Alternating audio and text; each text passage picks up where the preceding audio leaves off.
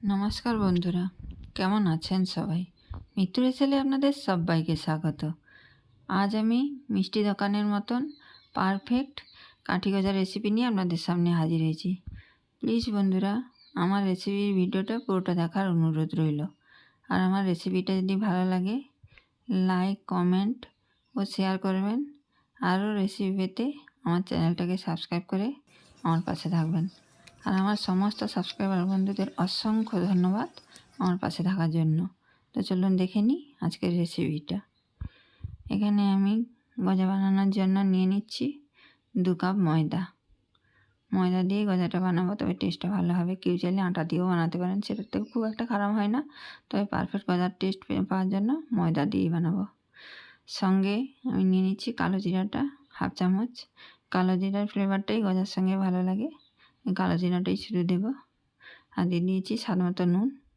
কেউ একটু নুন মোটামুটি খেতে পছন্দ করলে অতটা দেবেন, আর কেউ যদি নুনটা মিষ্টিতে অতটা পছন্দ না করেন তাহলে 1 চিমটে নুন দিয়ে দিলেই চলবে। কালো জিরার নুনটা ময়দার সঙ্গে ভালো করে মিশিয়ে নিয়েছি। এবার ময়ানের জন্য দিয়ে দিচ্ছি এখানে 1 টেবিল চামচ রিফাইন্ড অয়েল। রিফাইন্ড অয়েলটা ভালো করে ময়দার সঙ্গে মিশিয়ে ময়দাটাতে ময়ান দিয়ে নেব। ভালো করে ময়ানটা দিয়ে নিচ্ছি তেলটা দিয়ে। ময়ান দেওয়া হয়ে গেছে দেখুন সুন্দর করে। এবার জল কম কম করে দিয়ে ময়দার একটা ডো বানাবো। ময়দার ডোটা শক্ত করে বানাতে হবে, তার জন্য জলটা কিন্তু একটু একটু করে দিয়েই বানাবো। ময়দার ডোটা কিন্তু খুব শক্ত করেই বানাতে হবে, তাই একটু একটু করে জল দিয়েই ডোটা বানাবেন। এই দেখুন ময়দার ডোটা আমি বানিয়ে নিয়েছি। এই দেখুন শক্ত করেই বানিয়েছি, দেখিয়ে দিচ্ছি। এই এতটাই শক্ত করে বানাবেন। এবার এখান থেকে আমি ছোটো ছোটো করে লেচি কেটে নেব। ছোটো ছোটো করে লেচি কাটবো।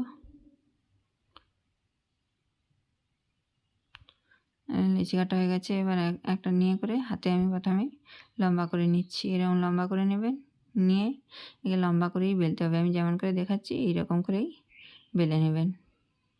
এরকম লম্বা করে বেলবেন। আর কতটা মোটা রাখতে হবে সেটা আমি বেলে নিই, তারপরে দেখিয়ে দেবো মোটাটা কতটা রাখতে হবে।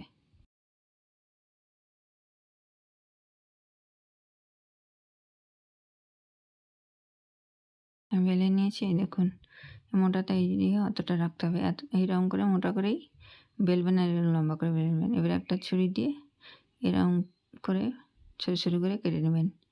এরকম কাটতে যাতে সুবিধা হয় তার জন্য একটু ডোটা মোটা করেই মাখাতে হবে। ডোটা শক্ত করেই মাখিয়ে রাখলে এরকম কাটতে সুবিধা হবে, নাহলে নরম হয়ে গেলে কাটতে অসুবিধা হয়ে যাবে।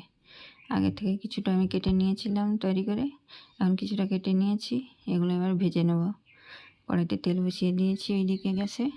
তেলটা গরম হয়ে গেছে, মোটামুটি মিডিয়ামভাবেই গরম হয়েছে। মিডিয়াম গরমেই এই যতটা তেলে যতগুলো ধরবে ততগুলো দিয়েই আমি প্রথমে ভেজে নেব। মিডিয়াম তেলেই ভাজবেন যাতে ভালোভাবে ভাজা হয়, ভালো করে ক্রিস্পি করে মোটামুটি মুচমুচে করে ভাজতে গেলেই মিডিয়াম তেলে দেবেন। আর গ্যাসের ফ্লেমটা লো টু মিডিয়াম করেই ভাজবেন, কখনো লো কখনো মিডিয়াম, এরকম করে করেই এগুলোকে ভেজে নেবেন যাতে খুব মুচমুচে কুড়কুড়ে হয়, সেরকম করেই ভেজে নেবেন। খুব বেশি হাই করে ভেজে নিলে সঙ্গে সঙ্গে লাল হয়ে যাবে, ভেতরটা নরম থেকে যাবে, ভ্যাদ ভ্যাদ করবে, খেতে ভালো লাগবে না। শক্ত করে ভাজতে হলে গ্যাসের ফ্লেমটা লো টু মিডিয়াম করেই ভাজতে হবে। এই যে মোটামুটি লাল করে নিয়েছি আমি, এগুলো প্রায় আমার ভাজা হয়ে গেছে। এবার তেল ঝাড়িয়ে এগুলো উঠিয়ে নেব। তেলটা ভালো করে ঝাড়িয়ে উঠিয়ে নেব। এরকম করে লাল করে ভেজেছি, কেউ চাইলে আরেকটু লাল করেও ভেজে নিতে পারেন।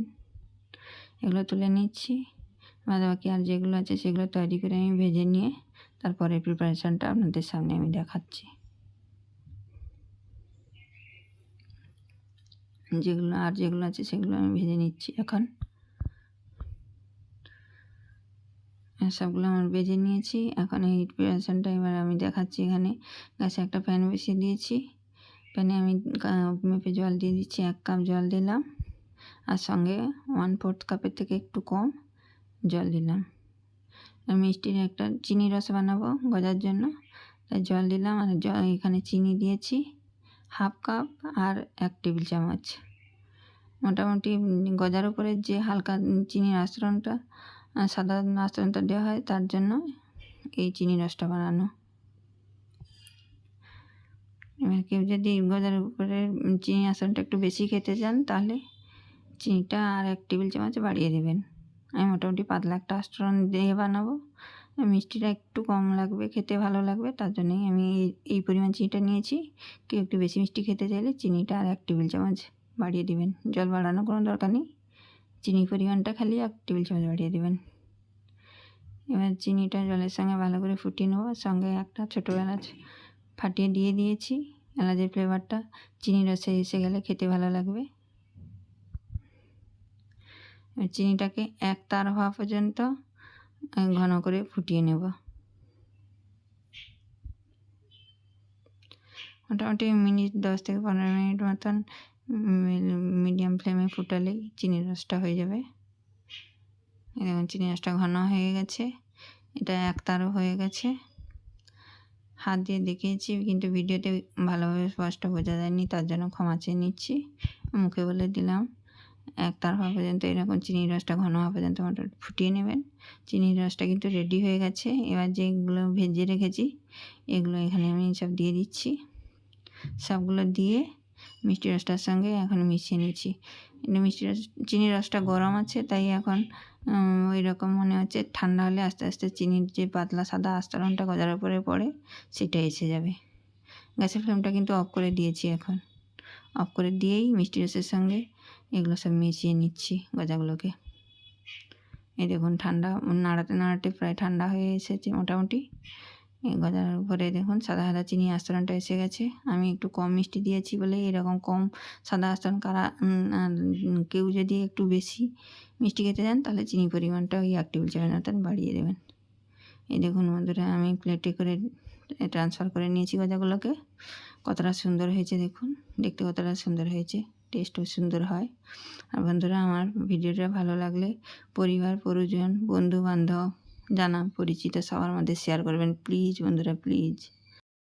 এই দেখুন কতটা সুন্দর হয়েছে, ভেঙে দেখিয়ে দিচ্ছি কতটা ক্রিস্পি হয়েছে গজাগুলো।